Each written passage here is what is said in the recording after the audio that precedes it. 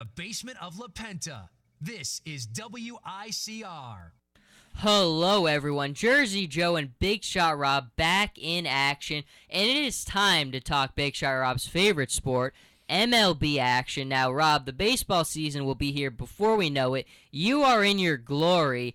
Obviously, we've got to start out with Yankees Mets, the most popular talk we have on this show about baseball. And it seems like everybody's hopping aboard the Mets train and everybody's kind of off the Yankees train. Give us the state of where you think both these teams are heading into the season. The Yankees this year, Joe, it's going to be another bad season of baseball for them right now. I'm with you. We look at our pitching staff. Masahiro Tanaka's he's coming back from that injury. He's still injured because he self-healed it himself. And you got to worry about how much can he pitch this year. You have Michael Pineda in your pitching staff. The guy hasn't been healthy since he's been traded for Jesus Montero. CC Sabathia had to come back from his knee surgery. Guy's really struggled. Has an ERA of 5 last year. And then you look, Ivan Nova is back, coming back from Tommy John surgery. Another thing that might struggle in the pitching staff. They picked up Eovaldi from Miami. I think he could be a great pitcher in New York. I mean, had a high ERA with Miami, like over 4, but I think he could settle down and get into this Bronx rotation. But I look at this Yankee team down the stretch. We don't have the pitching depth going down the stretch whatsoever. It's sad. I just think I've mentally prepared myself that these are going to be a rough 4 to 5 years for the Yankees because at the end of the day, their primary focus right now needs to be developing young talent. I was talking to this with somebody the other day think about the last great hitter they've developed. Robinson Cano, really. Mm-hmm. And Robinson Cano is gone. They really haven't brought up a can't-miss prospect in a long time. That needs to be their focus right now, is developing. Even in the days where people were saying kind of the days where they used free agency a lot, they really only used free agency to kind of fill in the holes. I mean, their core was guys that they developed. The Bernie Williams, the Jorge Posadas, the Derek Jeters, the Mariano Rivera's. Those were guys they developed, and they used free agency to kind of fill in the holes. I think that they've got to get back to that formula.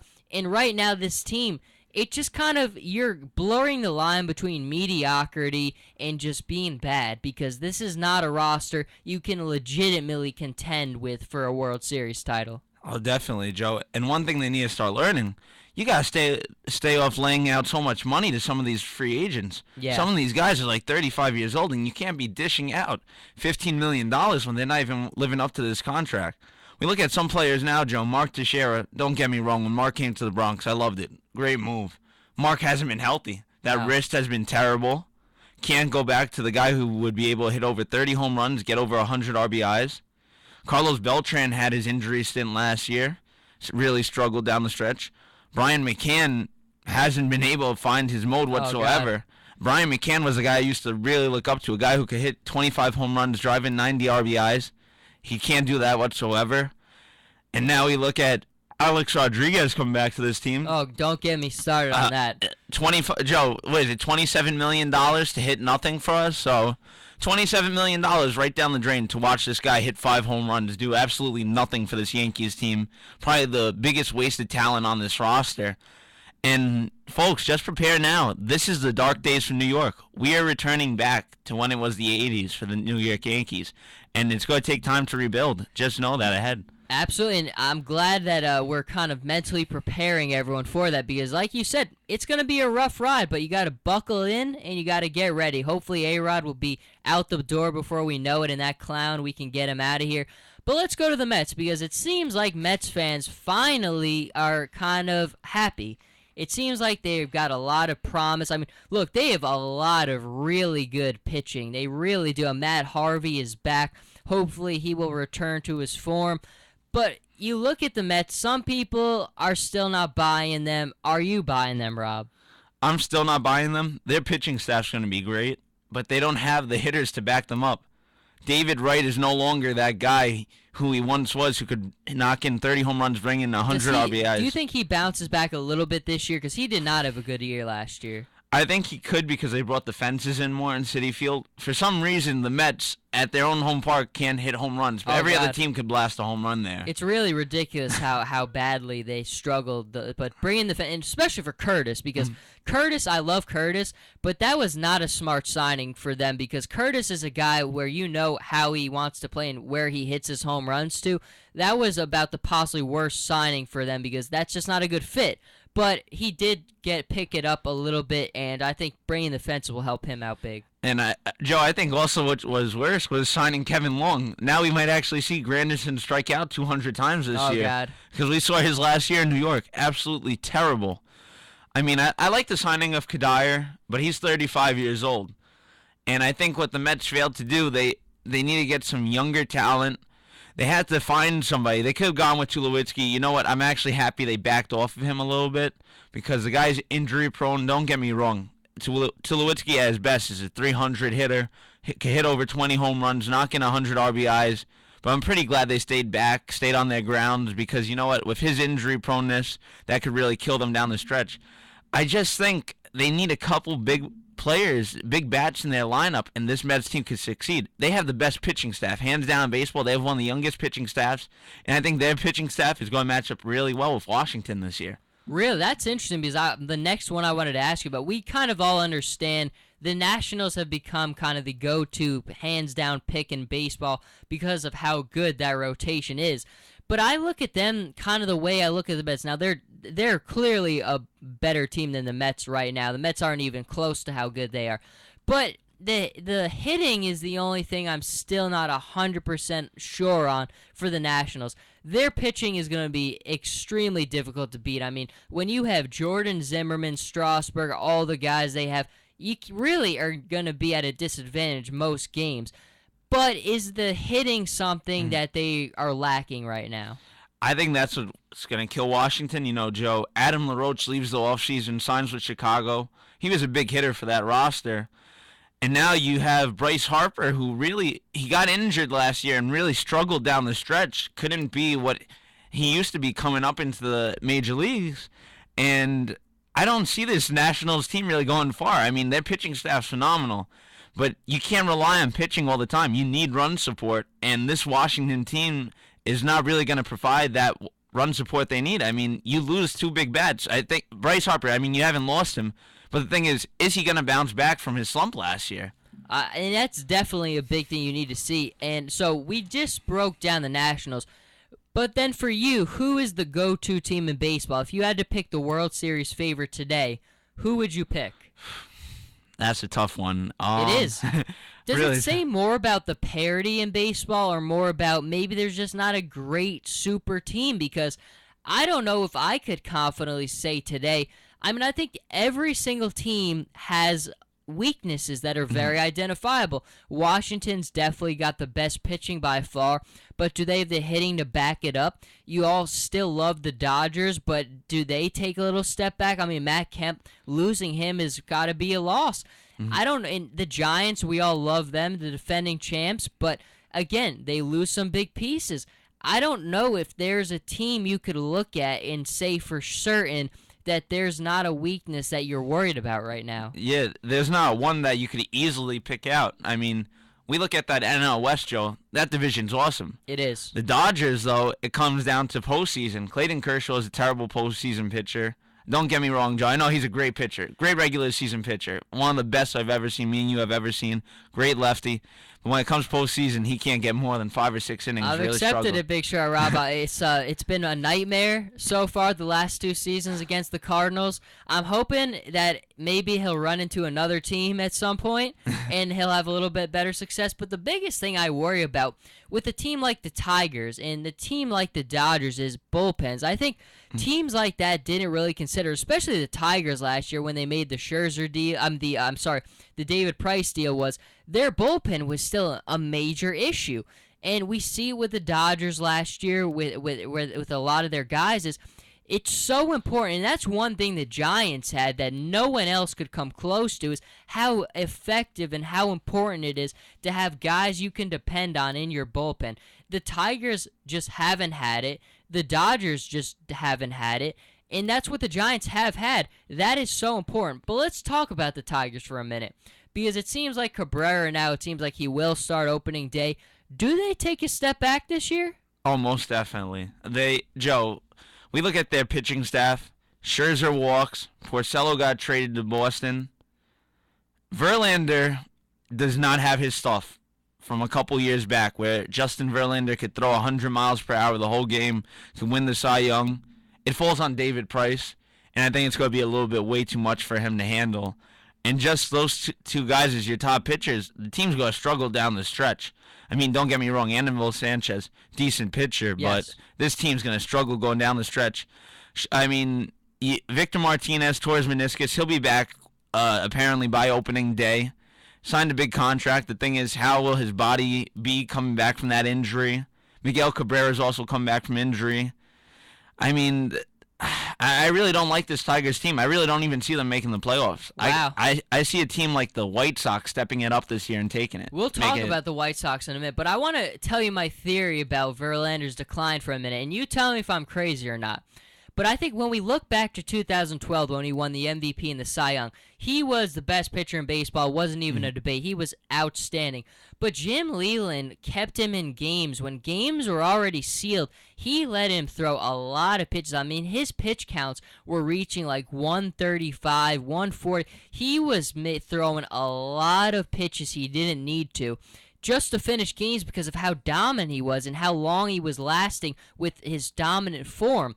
I think maybe that could have taken a little bit out of him. I mean, we're starting to see now there is a little bit of a loss in his step, a little bit of a decline there. Do you think any of it could have had to do with that instance right there, letting him throw too many pitches in that season? Oh, most definitely. Jim Leyland abused his arm, and that's the worst thing to do to a pitcher. A normal pitcher, Joe, I say you give him 100 to 110 pitches a game.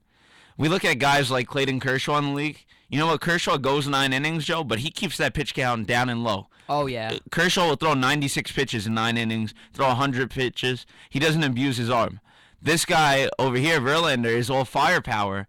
And you know what? It comes down to, once your arm's in that motion, that complete motion, throwing 100 miles per hour, your arm's moving so fast, it actually builds up and you become more injury prone. And he basically blew out his arm. I see it like that. He basically blew out his arm, really lost the touch for the baseball. I'm glad we're agreed on that because I've always thought about that I always go back to that season. I remember watching a game on a Sunday where he was like, the game was clearly over. The Tigers had it in the bag, and he was like at a 135. I was like, man, you take him out. What are you leaving him in for? But he wanted to. Leland was okay with it, and we're definitely seeing the impact it's had now. But now let's go on to the team we just mentioned, the Chicago White Sox. It seemed like the Padres and the White Sox were kind of the two teams that dominated in the offseason. So many moves. They bring in David Robertson. They bring in Jeff Samardzija. What do you think? What's the outlook for them this year? I think they're going to be a decent team. I mean, you have Melky Cabrera in your outfield now. Adam LaRoche. It's going to be a big improvement. That's the spot they needed to fill with him. I like the pitching staff with Sale and Samardzija. Samardzija, I think, when Samardzija left the Cubs, it really hurt him going to Oakland. Really great pitcher with Chicago. I think going back to his local area, playing the opposite side, though, he's going to be a great fit for this team. Chris Sale's another pitcher. Great pitcher down the stretch. Just needs run support. And I think with the signings of Cabrera and LaRoche, that's going to happen for him. He'll have the runs he needs. I'm with you. I like Chris Sale a lot. He's been, they haven't been great, but he's been a very solid pitcher the last couple of seasons. I like Robertson. You know what he is. He's solid. I love Abreu, though. Abreu is just a terrific player right there. Detroit is definitely probably their closest ally there. We know Kansas City probably takes a step back this year from what they did last year. Cleveland is still kind of up in the air. So I think it's basically between the White Sox and the Tigers at this point. Oh, it most definitely is. It's going to be great going down the stretch, but the White Sox are going to win this division. Detroit, once you get past the 1-2 for Detroit, that team's going to really struggle down the stretch. Very interesting. Big Shot Rob's take on that there. Now, let's kind of go to the bottom of the barrel teams right now. There is a lot of baseball teams that just they don't know where they are. They don't know where they're going right now. Talking about kind of like the Texas Rangers, those kinds of ones, the Atlanta Braves, the Philadelphia Phillies. Out of kind of those kind of teams who do have some players on them, what do they do to kind of figure things out? The Phillies just keep trading away pieces. That's one thing I have to say. You know what? Hamels soon? Yeah, Hamels has to go. You got to get some prospects for him. They're going to get 3 good prospects out of a deal for him. You got to dish Ryan Howard. I mean, nobody really wants Ryan Howard. The guy strikes out a lot. He can still hit 20 home runs, knock in about 80 RBIs. Isn't it amazing what happened to Ryan Howard? I mean, like, just think in 2006, how he was hitting 54 home runs. He was unstoppable.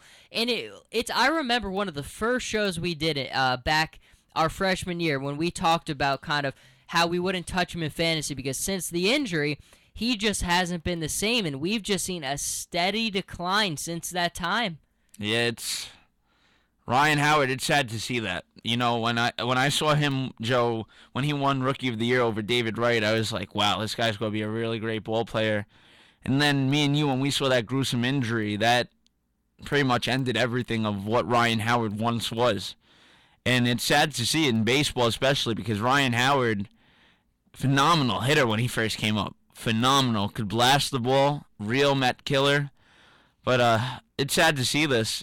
My question to you, Joe, is we look at the Philadelphia Phillies. You know, I'm talking about dumping pieces right off the back. Do you dump Chase Utley, a guy who's been with you for so long?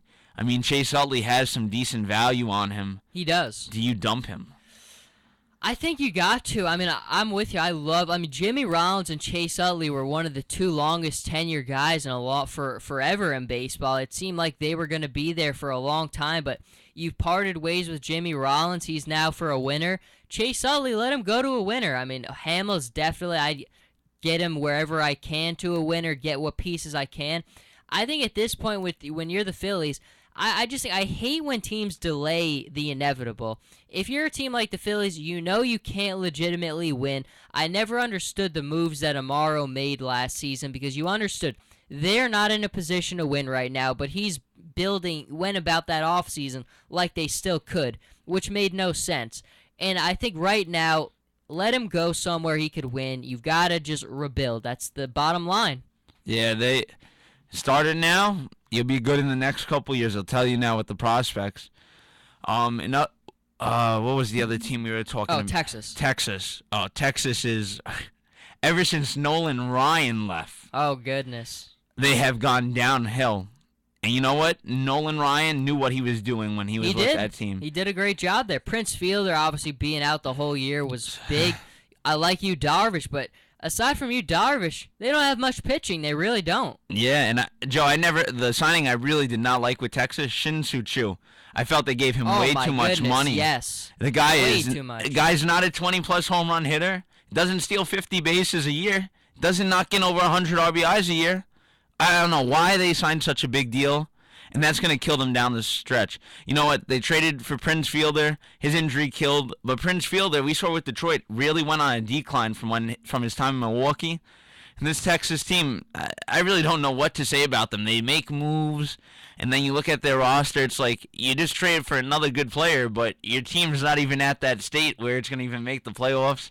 There's no hope for them right now. I am with you now. We've been going for 18 minutes solid with baseball talk, so I want to go to a quick break. We're going to talk Marcus Mariota, then we'll come back to baseball. I still want to get your take on teams like the Reds, the Athletics, the Angels, because we missed some big ones, but we will get back to it. So we'll take a quick break, be right back, so stay with us.